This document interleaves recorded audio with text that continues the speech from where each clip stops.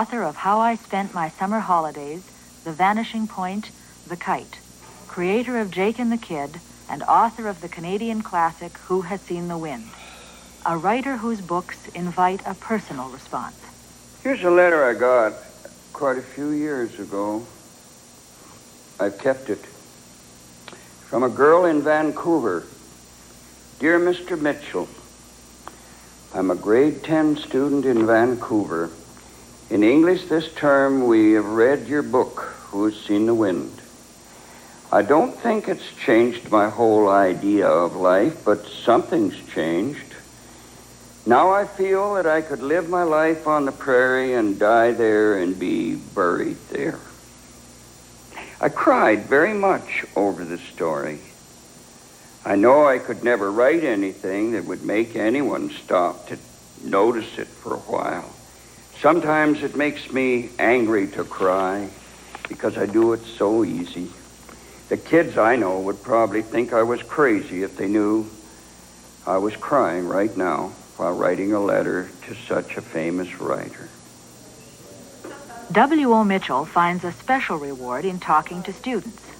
But as a teacher, he is interested in communicating more than just the fundamentals of technique. He is particularly interested in the theme of a novel. He feels that writers find their material in the early years of their lives. In the first 10 years, there is an accumulation of observations. The writer is filling a subconscious notebook with insights, glimpses of the way people behave, fragments of dialogue, the sights, the smells, the sounds of life. These entries in a writer's subconscious notebook become the fabric of the story that the writer tells. With this in mind, where did W.O. Mitchell find the beginnings of his novel, The Vanishing Point? My novel, The Vanishing Point, had a sort of multiple beginning. I grew up with Indian kids and old people.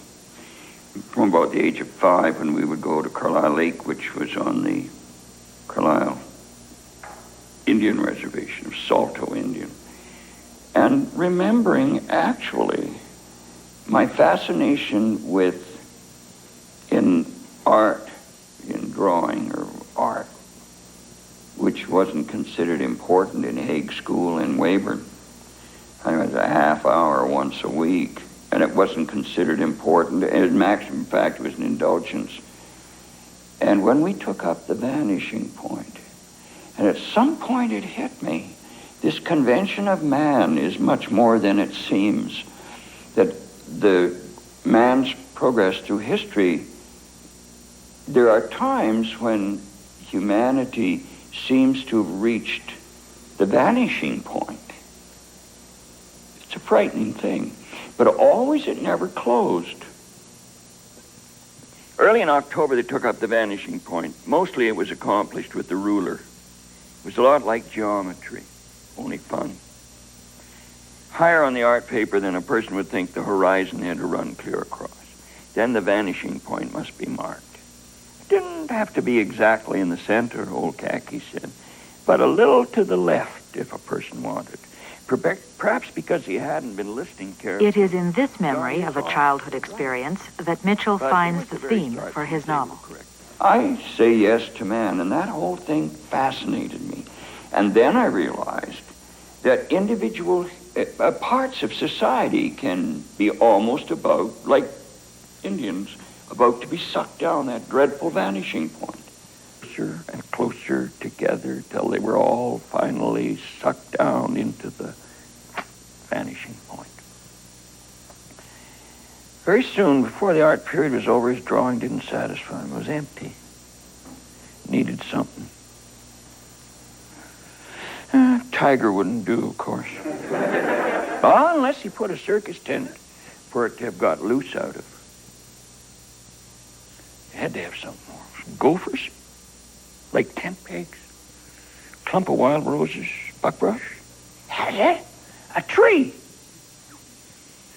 A tree, just like Khaki had showed them how to make poplars the week before. Yeah. He put in a poplar, and then another, a pine, on the other side of the road, almost halfway to the horizon. They look great. Maybe some gophers. And the curved V's of flying oatmeal. He looked back, up over his shoulder. Old Khaki in the aisle reached down, took up the drawing, and as he looked at it, his scalp turned scarlet. My office. The drawing in his hand, he followed Carlyle there. He closed the office door. He went round the desk. He dropped the drawing. He sat down. All right, why did you do that?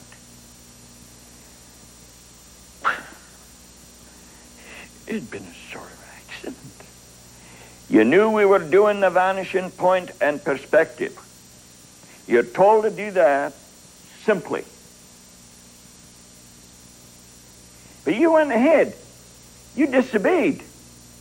You put those trees in as well as the fence and the telephone line. Haven't you anything to say? Any explanation? Excuse? Oh, he knew old Khaki wasn't interested in excuse. No, it just happened. It couldn't. Those trees had to be outlined. They had to be shaded. Coniferous or deciduous. They cannot draw themselves, can they? Sure. So you put them in deliberately. Guess I did, Mr. Mackey. Do you mean you know you did? Oh, yeah, I guess. I know. Oh, I knew after they happened accidentally. What? I mean, after I happened to think on doing them, I drew them deliberately. Deliberate disobedience. Sir, you know I have to strap you. Yes, sir. 5 on each hand. Nothing before in his 11 years of life had hurt that much. After old Khaki had put the strap back into its drawer, he told Carlyle he had conducted himself well and in a manly fashion. And he said Carlyle could remain in the office for 5 minutes before returning to the classroom. As soon as old Khaki had closed the door behind himself, Carlyle thrust the incredible pain between his legs. With one knee lifted, he squeezed the hurt. Then with wrists loose, tried to shake off stinging drops of it. He rubbed his hands up and down on the front of his pant legs. And with some surprise, he realized he was not sorry for the goddamn trees at all. It wasn't trees he'd thought of putting in first. Tiger. Satisfied jowls, lovely stripes shaded in with his art pencil. Tiger would have been ridiculous on prairie. So'd old Khaki.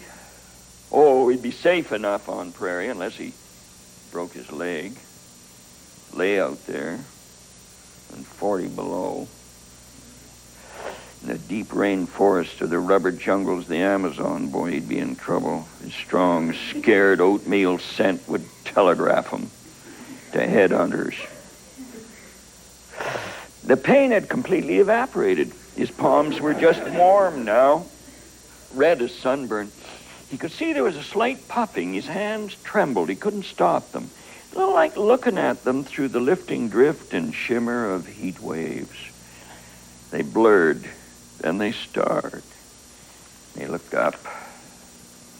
Suddenly he realized how very still it was in old Khaki's office. And lonely. Here he stood by himself, and outside the office walls were all the others, properly together and busy, all around his own empty desk. He'd vanished from him. Old Khaki had vanished him from them to vanishment. And a really crazy thought happened. He was being vanished from himself, stepping outside and apart and walking away farther and farther from himself, getting smaller and smaller and smaller, dwindling right down to a point.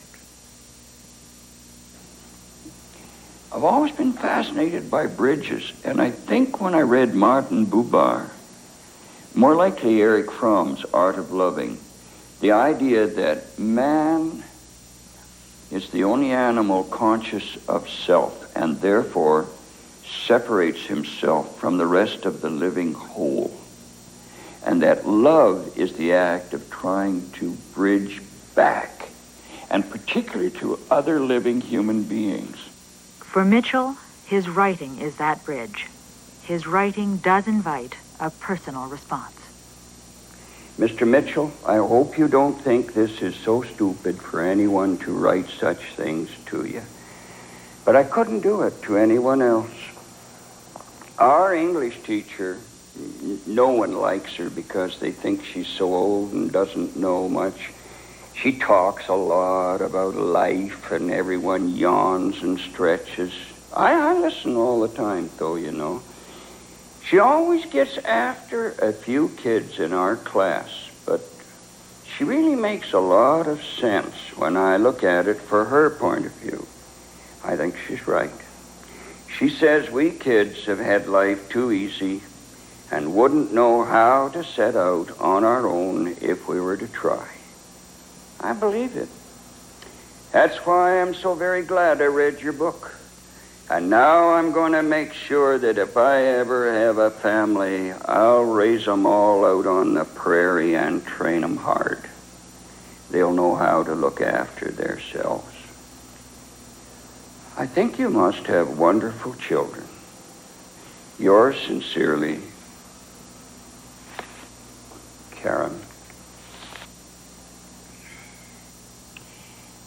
I answered that one in a hurry. Here's what I said to Karen. Dear Karen, I certainly enjoyed your letter.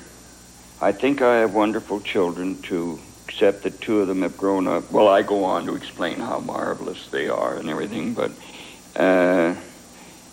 we live in High River, which has the lovely Highwood River running through it. My sons spent a lot of time along the Highwood River banks, swimming, fly fishing, building their huts when they were younger. I think they loved it as much as I did the prairies. Indeed, now we have a summer cottage in the North Okanagan, and when they come there with their little boys during July and August, I know that the little boys love it at the lake just as much as their fathers did on the Highwood River and as I did the prairies of my childhood. The point is, it's important to be able to hear the poetry of earth, and it doesn't have to be one kind of poetry.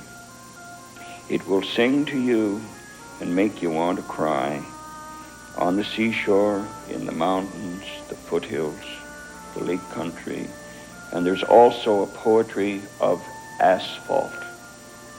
The important thing is to be able to hear your own poetry. And from your letter, I'm sure you can. Don't ever forget how. Love, W.O. Mitchell. Love.